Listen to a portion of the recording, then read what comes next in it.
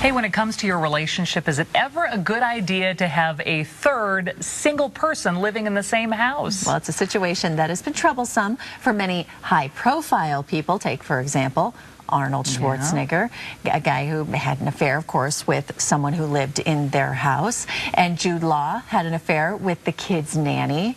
Robin Williams is another one. So if we are in a situation where a third person has to live with you, how do you handle it?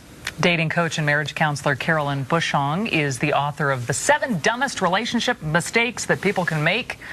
Thanks for coming on and thanks for being here. Thank you. Yeah, this is good because there are a lot of pros and cons. Yeah, so let's jump right into it. Do you think that it's a good idea sometimes? Well, of course, sometimes. I mean, nannies can really help people, but there are always the problems of privacy. Yeah. When you have someone in your house, you have all kinds of privacy issues. You don't have time for you and your mate to like hang out and just discuss things. Can't walk around in your underwear Well, or naked. Well, if you have kids, you don't do that anyway. But yeah, so should you have some ground rules that you lay down before somebody moves in? That's the key thing. But whether it's a nanny or even like a roommate or somebody like a family member living in your house. Maybe you're helping somebody out for a little while. Right, but because I have some clients who have their adult children living with them, and you know, they have all kinds of expectations. They let them live there free, so they think, oh, well, they'll help with the housework. They'll do all kinds of things like that, which of course doesn't happen.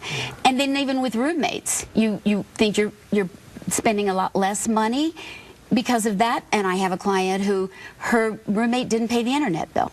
And that becomes a big issue. So you've got two big issues here. Right. First, it is sharing responsibilities and expectations and money. But then probably that third wheel thing, or, you know, the nanny, that there's a problem with the husband. Yeah. So, exactly. You don't want someone too attractive. Yeah, don't hire that person. Is that the key then? I mean, so how do you protect your relationship?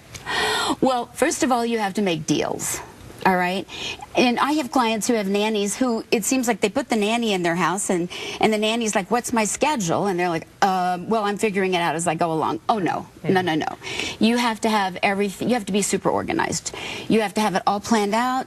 They have to know their expectations. I mean, even if it's a family member, sure, you can live here if you will do the house cleaning each week. I mean, that's the deal. So if it's, and I would say write it out and even have them sign it. Sounds a little much, That's but like a contract. But you really have to have contracts with these people, and they have to know what they can expect and what you can expect. But the other really important thing is privacy.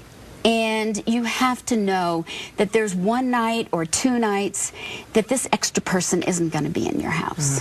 Yeah, it makes sense. And don't think you're hiring that person to be the new you. You're the mommy. That's right. You're the daddy. This person isn't coming into your house to become No, you. and the kids are not going to see this other person as the person. They're always going to want to come to you. You know, and one of my clients who has a nanny, she feels guilty all the time because she's constantly having the nanny do this and do that. And her kids are like, Mommy, why can't you take me to school? Can I have that lady's phone number? The nanny's phone number. I was going to say you don't want hers, you want the nanny's phone number. All right. Thanks so much for coming on. We Yes. appreciate it.